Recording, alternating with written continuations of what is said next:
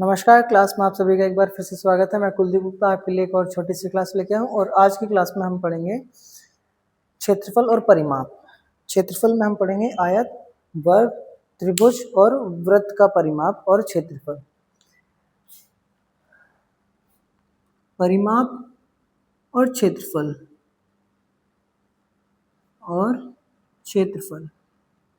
ये होता क्या है, पहले तो हम इसको डिफाइन करेंगे।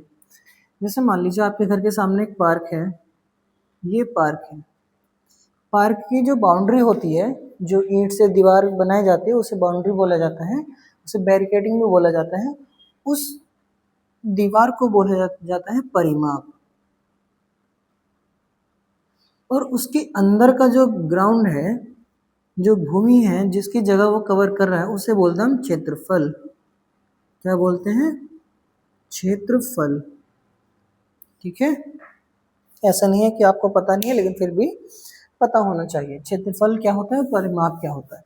जब हम परिमाप पढ़ते हैं, जब हम परिमाप की बात करते हैं, तो हम जिस भी फिगर की बात कर रहे हैं, हम उसके परितः घूमने वाली चीज के बारे में बात कर रहे हैं, उसकी आउटर लेयर, जो बाहर तक फ्रेम है। जैसे अभी आपको मैं इस यूट्यूब के जो फ्रेम में दिखाई दे रहा हूँ, जो आपका डिस्प्ले है वो आपका परिमाप है।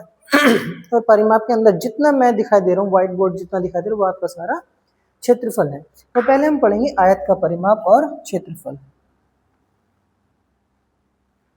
आयत का परिमाप, पहले तो हम आयत की वो बनाएंगे। स्ट्रक्चर क्या होती है? आयत होता है, लंबाई और चौड़ाई में होता है, उसकी आमने सामने की दोनों भुजाएं बराबर होती हैं और प्रत्येक आंतरिक कोण हमेशा 90 डिग्री का होता है। ये वाला कोण हमेशा 90 डिग्री के होंगे, सभी कोण। ठीक है, तो परिमाप होता है, मान लीजिए ये आपकी 3 मीटर है और ये 5 मीटर है, तो परिमाप निकलता है हमारा 2 गुणा लंबाई प्लस चौड़ाई। ठीक है, मान लीजिए हमारी लंबाई है 5 मीटर और चौड़ाई है 3 मीटर, तो हम निकालेंगे कैसे? 2 गुणा 5 प्लस 3। तो पहले हम दोनों को जोड़ेंगे, 5 3 8, फिर 2 से गुणा कर देंगे, 8 दूनी 16 मीटर हमारा क्या आ जाएगा? परिमाप आ जाएगा। ठीक है, हमारा परिमाप आ जाएगा 16 मीटर। ठीक है, अब बारी आती है क्षेत्रफल की। क्षेत्रफल कैसे निकालेंगे? क्षेत्रफल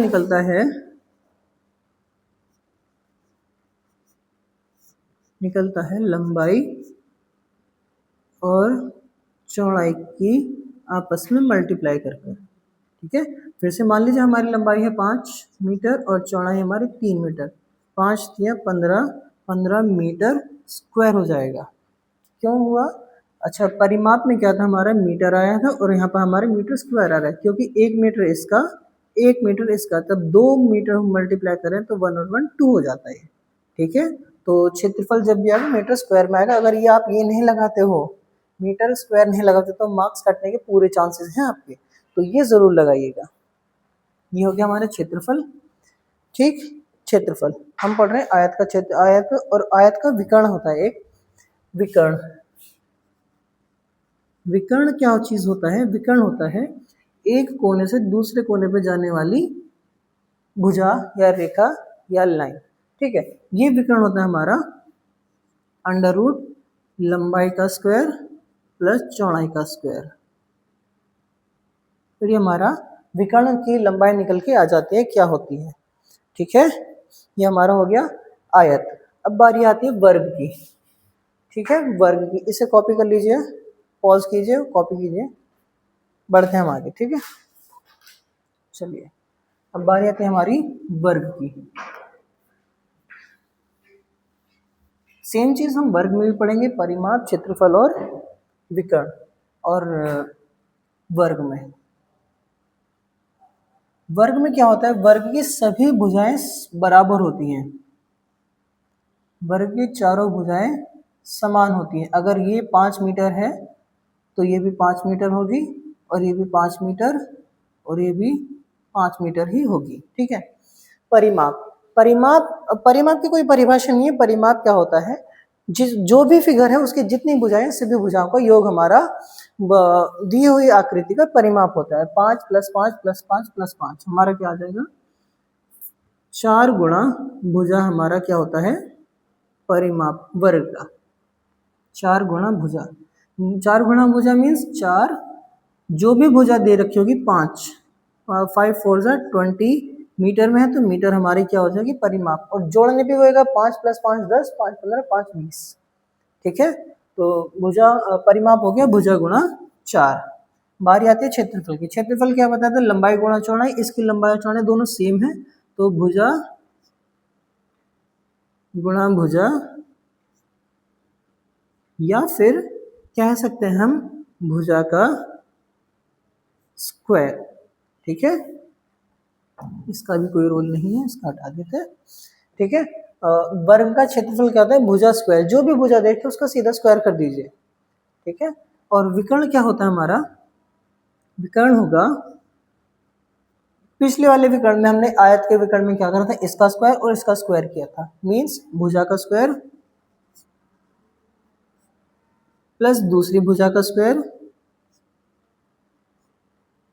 दोनों सेम ही हैं तो ये हो जाएंगे हमारे 2 भुजा का स्क्वायर,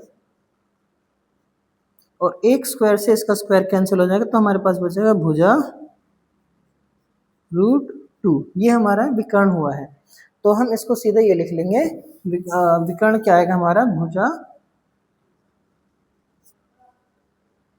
√2। क्या है वो हमसे विकर्ण पूछेगा कि इस वर्ग का विकर्ण क्या होगा जिसकी भुजा 5 सेंटीमीटर है या 5 मीटर है। क्या बोलेगा क्वेश्चन, उस वर्ग का विकर्ण ज्ञात कीजिए जिस वर्ग की भुजा 5 मीटर है। हमें क्या करना है, इसमें सिर्फ भुजा की वैल्यू रखनी है 5 मीटर। क्या आ जाएगा 5√2 मीटर हमारा विकर्ण आ जाएगा। ठीक है, सिर्फ भुजा की वैल्यू रखनी है, बाकी हमारा सब निकल कर जाएगा। अब इसी का क्षेत्रफल एक दूसरे तरीके से और निकलता है, क्षेत्रफल एक दूसरे तरीके से निकलता है जिसमें हमें विकर्ण दिया होता है ना, कोई भुजा नहीं दे रखी होती है तो हमें सीधा विकर्ण दिया गया होता है। कहा गया है कि 5√2 वाले विकर्ण का क्षेत्रफल क्या होगा। हमें तो जब विकर्ण देता है तो हमारे पास सूत्र आता है विकर्ण का स्क्वायर अपॉन में 2।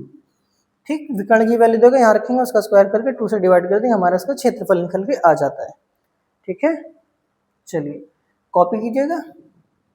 ठीक है, बढ़ते हैं आगे। अब किसकी बारी आती है हमारी, त्रिभुज की। त्रिभुज हमारे पास 3 तरह के होते हैं, भुजा के आधार पर भी 3 और कोण के आधार पर भी 3 होते हैं, लेकिन हम भुजा के आधार पर पढ़ते हैं। क्या है हमारी फिगर, त्रिभुज।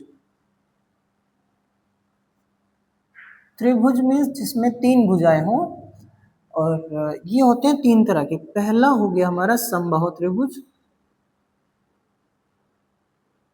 समबाहु त्रिभुज। दूसरा हो गया हमारा सम द्विबाहु त्रिभुज, और तीसरा हो गया हमारा विषमबाहु त्रिभुज, विषमबाहु त्रिभुज। समबाहु मीन्स जिसकी सभी भुजाएं बराबर है, सम द्विबाहु मीन्स जिसकी 2 भुजाएं बराबर है, और विषमबाहु मीन्स जिसकी एक भी भुजा बराबर नहीं है। ठीक, और इनका अब हम पढ़ेंगे परिमाप। परिमाप सभी त्रिभुज का सेम है, तीनों भुजाएं जोड़ दी जाएंगी, चाहे जैसे जैसे हो तीनों भुजाएं हम जोड़ देंगे। परिमाप सबका सेम, इसलिए हम उसको नहीं कर रहे। बारी आती है क्षेत्रफल की। हम सभी के क्षेत्रफल पढ़ेंगे, समबाहु त्रिभुज का क्षेत्रफल, समद्विबाहु का और विषमबाहु त्रिभुज का। एक यूनिवर्सल फॉर्मूला है, वो इन सभी में लगता है। देखिए, समबाहु त्रिभुज का होता है √3/4 मल्टीप्लाई भुजा स्क्वायर, भुजा का स्क्वायर। ये हो गया। समबाहु त्रिभुज में क्या बोलेगा, एक समबाहु त्रिभुज है जिसकी भुजा 16 है। क्या बोला, एक समबाहु त्रिभुज जिसकी भुजा 16 है। समबाहु त्रिभुज बनेगा कुछ ऐसे जिसकी सभी भुजाएं बराबर होंगी। ये 16 दे दी, ये भी 16, ये भी 16। हमसे कहा इसका क्षेत्रफल निकालिए। क्या है हमारे पास फॉर्मूला है, समबाहु त्रिभुज का फॉर्मूला आता है √3/4 मल्टीप्लाई भुजा स्क्वायर। हमने क्या करा, √3/4 भुजा स्क्वायर मीन्स भुजा हमारे पास 16 का स्क्वायर, ये हो जाएगा। स्क्वायर करके मत लिखना, कभी 256 लिख दो, नहीं करना। आपने इसको काट देना, 4 4 जा 16, 16 4 जा 64, 64√3 जो भी यूनिट है, मीटर है तो मीटर स्क्वायर, सेंटीमीटर है तो सेंटीमीटर स्क्वायर आएगा। ठीक है, ऐसे करेंगे हम। यहाँ पे भुजा का स्क्वायर लिखना है, हम 16 का स्क्वायर नहीं लिखेंगे, लिख दोगे तो कैलकुलेशन मुश्किल पड़ जाएगी, तो हम क्या करेंगे 16 मल्टीप्लाई 16 करके लिखेंगे।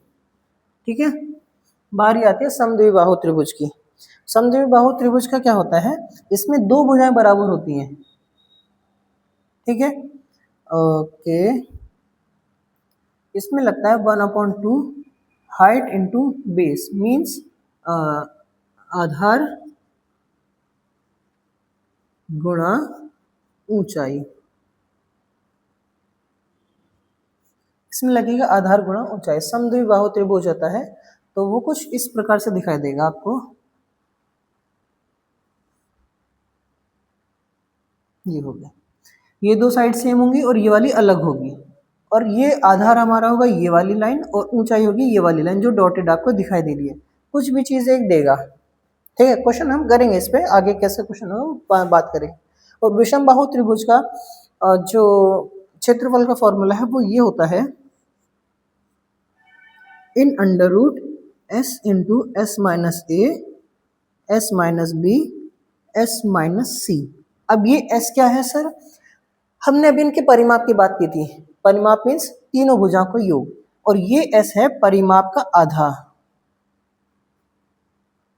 परिमाप डिवाइड बाय 2, हमारा ये एस निकल के आता है। तो हमें इससे पहले हमें एस निकालना होता है। एस कैसे निकलता है, त्रिभुज का परिमाप का आधा। मान लीजिए हमें विषम बाहु त्रिभुज जो है, विषम बाहु त्रिभुज जो है वो ये है। ठीक, अब इसकी भुजाएं हैं, ये है 2 4 5, विषम बाहु त्रिभुज हो गया। अब इसका एस कैसे निकलेगा, एस निकलेगा 2 + 4 + 5। हम थोड़ा इजी कर लेते हैं कि हमारा डिवीजन जो इक्वल निकल रहा है। तो ये जोड़ा और 2 से भाग कर देंगे, 6 4 10, 10 2 12, 12/2, कितना आया हमारे पास, 6 आया। तो अब यहाँ पर रखेंगे 6 √6, 6 - a, किसी को भी ए बी सी मान सकते हो, 6 - 2 × 6 - 4 × 6 - 6। ये थोड़ा कॉम्प्लिकेटेड हो रहा है, कोई दिक्कत नहीं है, हमने सिर्फ एक डिजिट उठाई थी, ऑथेंटिक प्रूव नहीं हो पा रहा, क्योंकि ये 0 हो जाएगा तो सभी 0 हो जाएगा। ठीक है, आप डिजिट कुछ और लेके चलिएगा, हमें सिर्फ ये सीखना था कैसे क्या करा गया। सेमी, इसे बोलते हैं सेमी पैरामीटर, इसलिए ऐसे लिखा जाता है। आपने क्या करा, परिमाप निकाला, परिमाप को 2 से भाग करा, जो भी आएगा हम उसको यहाँ पर रखकर कैलकुलेट करेंगे आगे। ठीक, चलिए आगे बढ़े अब। ठीक है, ये हमारे हो गए त्रिभुज के। अब बारी आती है हमारी वृत्त की।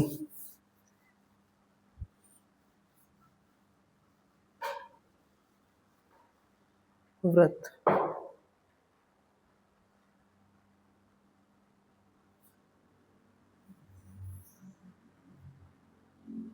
ये एक वृत्त है हमारा, और वृत्त के बारे में हम पढ़ेंगे। आप कंपास, और कंपास में कंपास एक ऐसा होता है, एक ऐसा इक्विपमेंट होता है, एक तरफ निडल होती है, एक तरफ हमारी पेंसिल लगी होती है। आप इसके बीच में जो भी दूरी भरते हो, आपका ये वही रेडियस होता है। ठीक है, ऐसा आपके पास एक इक्विपमेंट होता है, उसके थ्रू आप ये सर्कल ड्रॉ करते हो।